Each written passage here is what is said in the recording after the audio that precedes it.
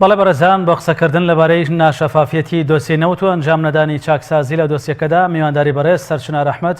ئەندامی لیژنەی دەستپاکی پەرلەمانی کوردستانمان کردووە. خاتوو سەرچنار سڵاوتان لێبێ. گەر سەرەتالەوە دەست پێ بکەین هۆکاری چییە حکوومەتی هەرێم هیچ راپۆرتێکی لەبارەی داهات و هەناردەی نەوت لە سێنزە مانگی ڕابردوودا بڵاو نەکردوێتەوە.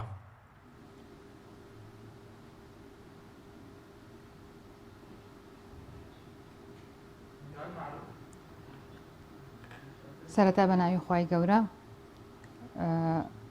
ڕاستی ئەوە نزیکەی 7 مانگ تێپەڕە بێ بەسەر پێکێنانی کابینەی نوێمی حکوومەتی هەرێمی کوردستان، بەڵام ئەوەی کە تا ئێستا دیار نییە سیاسەتی حکوومەتی هەرێمی کوردستانە لەسەر داهاتی نەوت و شەفافێتی نەوت. و ئەمەوێ ئەوەش بڵم تا ئێستا وەزیری سامانە سروشتیەکان ئەوە دوای 6 مانگە هێشتان دیاری نەکراوە و دیدۆیت ئەوە 6 مانگە راپۆرتی نەیاوە و دوای ئەوەی کە کابینەی نۆیەم تەشکیل بوو هەر لە سەرەتاوە ئەوان کارنامەی حکوومەت خۆی کارنامەی ڕاگەیان کە لە 13 هێڵی گشتیا بوو لە 52 خاڵە ئەعلانی کرد لەسەر جەم سێکتەرەکانە. یەکێک لەوانە لە باسکردن لە نەوت و لە داهاتی نەوت و لە شەفافیەت و لەوانە بوو، بەڵام تا ئێستا هەنگاوی جدی بۆ نەدراوە و نەک هیچ هەنگاوێکی بۆ نەدراوە. وەکو وتم نە وەزیرەکە دانراوە و نە راپۆرت لەسەر ئەو بابەتە بڵاو کراوەتەوە و نە تا ئێستا هیچ راپۆرتێک دراوە بە پەرلەمانی کوردستان بەوەی کە پەرلەمان دەستگایەکی چاودێریە بەسەر کاروبارەکانی حکوومەتەوە. بەڵام تا ئێستا بە بیانووی ئەوەی کە یاسای دەبەرەوەی لەگەڵ حکوومەتی عێراقیە لەسەر بوجەڕێک نەکەوتون، یاسای بوجەش نەنێراوەتە پەرلەمان و لە کۆی ئەوەی نەداهات دیارە و نەخەرجیەکان دیارە و پەرلەمانیش نەیتوانی وەکو پێویست ڕۆڵی چاودێری خۆی ببینێ بە کورتی ئەو کارنامەی حکوومەت کە باسە چاکسازیە کرد لەو سێکتەرانە تا ئێستا هەنگاوەکان زۆر خاوە و ئەتوان بڵێم لە خاڵی سەرەتاییایەتی ئەمە لە بێجگە لە نەوتا لە بابەتەکانی تریشە لە چاکسازیە زۆر باشە. لە مانگی پێشوە لە مانگیەکە پەرلەمانی کوردستان یاسای بوو. بەڵێ ببوورە ئاماژەت بۆدا کە ئەم بابەتانە یاخود مەسەلەی داهاتەکانی نەوت نایەتە ناو پەرلەمانی کوردستان و خەرجی کۆمپانیەکان نایەتە پەرلەمانی کوردستان. ئاماژەشت بۆدا کە لە کارنامەی حکوومەتی هەرێمی کوردستاندا چەند خاڵێک هەیە سەبارەت بە شەفافیەتی نەوت و داهاتەکانی دەکات. ئێوە وەک پەرلەمانی کوردستان ئەگەر ئەم زانیاریە نەشتان بەدەست ناگات ئاگادارن کە داهاتی نەوت چەندە و چۆن خەرج دەکرێت؟ بە کورتی داهاتی نەوت لە دەستی کێدایە؟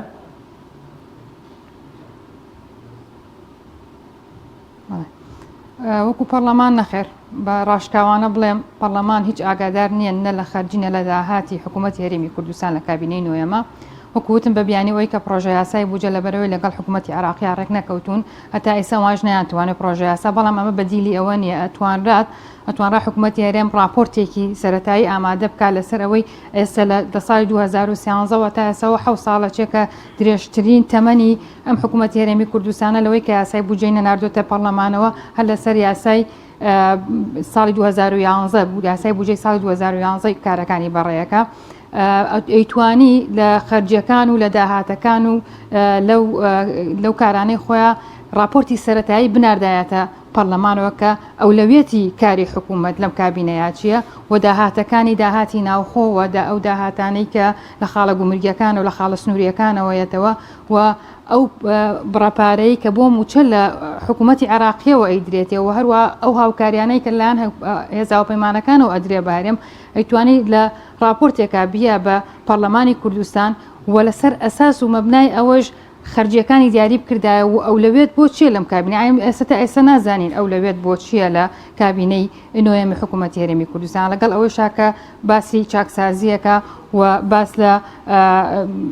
لە شەفافێتەکە و باس لە نەمانی ڕۆتینەکە لە هەموو سەرجەمدام و دەستگاکانە و ئەمانە هیچ یعنی پەرلەمان ئاگادار نییە لێی و پەرلەمان سێ ڕۆڵی سەرێکی هەیە ڕۆڵی یاسادانانی هەیە ڕۆڵی چاودێری هەیە لەگەڵ پەسەندکردنی یاسای بوجە لە یاسادانانە ینی لە ڕۆڵی چاودێریەکە لاواز بوو ینی پەرلەمان ڕاستە حکوومەت کەم تەرخەمە لەو بوارانە بەڵام پەرلەمان ژووک و پێویست نەیتوانیوە ئەو پرسیینەوەی بکە ئایاوە بەپێی قانون کە ئەمە خەرقێکی گەورەی قانونە لە بەپێی پەیڕەوی ناوخۆی پەرلەمانە بێت لە ناوەڕاستی مانگی دەیە مو ساڵێکە پرۆژه یاسای بوجە بێتە پەرلەمانەوە بەڵام ئەوە سەمانگی حکوومەت تا ئێستا ڕوون نییە لە بەرچاومان کە ئایا ئەم ساڵیش پرۆژه یاسای بوجە ئەنێرێتە پەرلەمانەوە یان نانێرێ ئەگەر ئەو پرۆژه یاسایش نەنێرێ ئێمە ناتوانین چاودێریەکی ورد بکەین ئەو دەستگا چاودێریانەی کە لە هەرێمە هەن دەستگای دیوانی چاودێری دارایی دەستپاکیمانەیە بۆ منە داواکاری گشتیمانەیە پەرلەمانمانەیە ئەمان ناتوان وەکو پێویست و لەسەر چه ئەساسی ئەتوانی چاودێری بکەیت کارەکانی خۆ بودجەت لە بەردەسابێ نەداهات لە بەردەسابێ نە خەرجی لە بەردەسابێ ئەولەوێتی کاری حکوومەت لە بەردەسابێ لەبەرەوە هەرچەنە حکوومەت کەم تەرخەمە بە دیوێکی تریشا پەرلەمانش ئەتوانم بڵێم لە ڕووی چاودێریەوە کەم تەرخەم بووهان لەوە کە نەیتوانێت لێپرسینەوە لە حکوومەت هەتا لە وەزیرەکانژە تا ئێستا ئێمە نەمانتوانی وەکو پێویست لێپرسینەوە لەگەڵ وەزیرێکا بکەین و وەزیرێک بانگهێشتەوە تا ئێستا وەزیری دارایی کە ئەویش تا ئێستا نەهاتۆتە پەرلەمانەوە یانی ئێمە زۆر باشە بەڵی چاودێری خۆمان هەڵەساون کە ئەکرا باشتر بکەین و جوانتر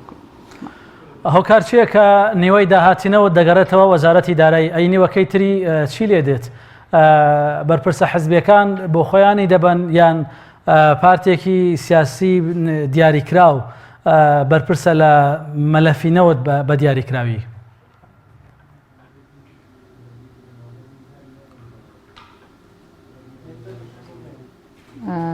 ئەو پرسە وەکو پێشتر ئاماژەم پێکرد پرسێکی نادیارە هەتاوەی کە باسەکرێن نیوەی داهاتەگراتەوە مەرجە نیوەی داهاتوە چکە تا ئێستا نازانرێت چەندێک نەوت هەناردە ئەکرێ بە بۆری و بەڕێگەکانی ترەوە چەندێک نەوت هەناردە ئەکرێت و داهاتەکەی بۆ کوێ ئەچێ ئەوچێتە گیرفانی کێوە ئەوە چەندێکی ئەچێتە وەزارەتی داراییەوە